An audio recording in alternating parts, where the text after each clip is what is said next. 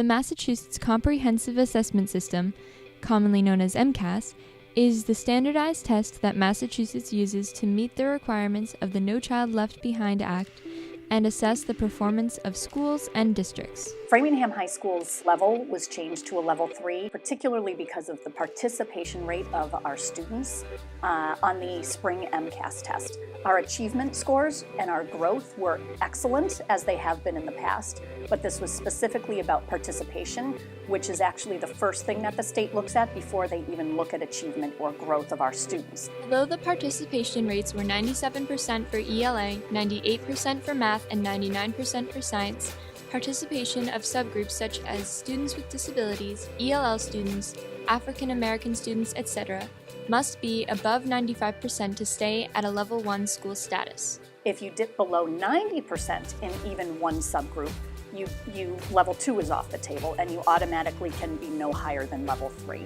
And unfortunately, that's what happened for us.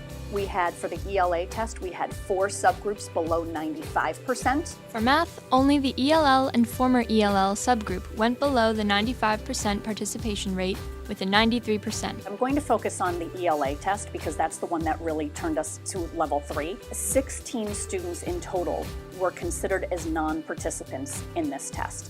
What needs to be understood is that there were 4 different categories of situations that occurred that forced these students to be considered non-participants. So the first one, we had 3 students who were medically excused from the test. The state has a 95% requirement instead of 100% to take into account different situations that come up.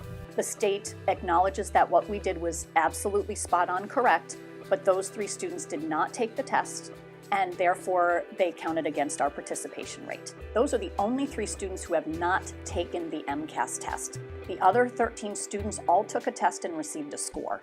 The second category, we had 3 students that were ELL students that took the test in the spring as they were supposed to. They received scores that count toward their graduation requirement, as you would expect. The state, however, doesn't recognize the students as taking the MCAS test because all ELL students must also take the Access test, which gauges language proficiency. And we had 3 students that did not take that test.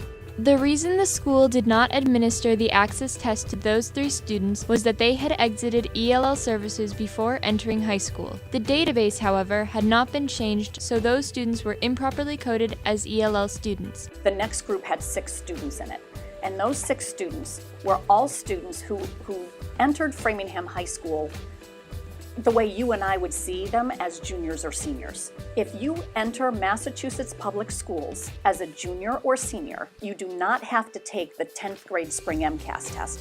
However, if your transcripts are not complete when you arrive, we have to label you as a 9th grader until we receive your transcripts.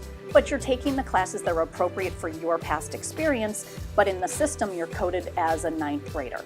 The state, when they capture the district's data, they saw you as a 9th grader who then became an 11th grader, which means you were required to take the spring test, not the November test. The reason students were given the November retest as opposed to the spring MCAS test was to give students as many opportunities to pass as possible, since it is a graduation requirement.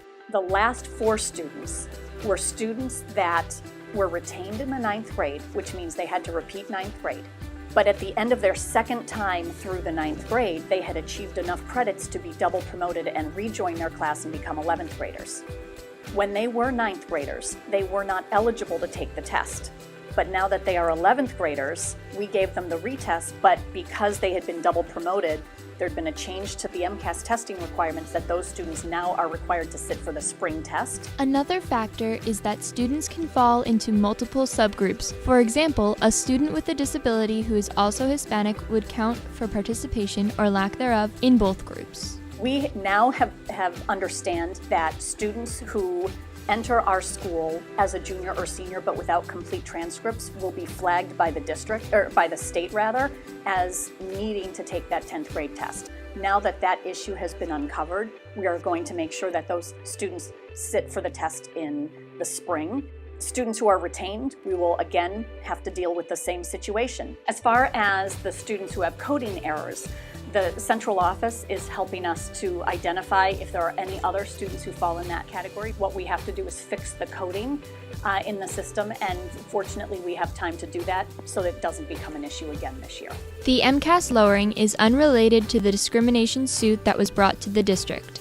Only 3 students did not take the MCAS test, and they were medically excused. Our mistake was not recognizing that taking the retest didn't count toward our school's participation rate. And now that we're aware of that, we're making the corrections that need to be made to meet that. At this point in time, there is no information on what will happen to the school as a result of the level lowering. This has been Robin Kerr reporting for Flyer News.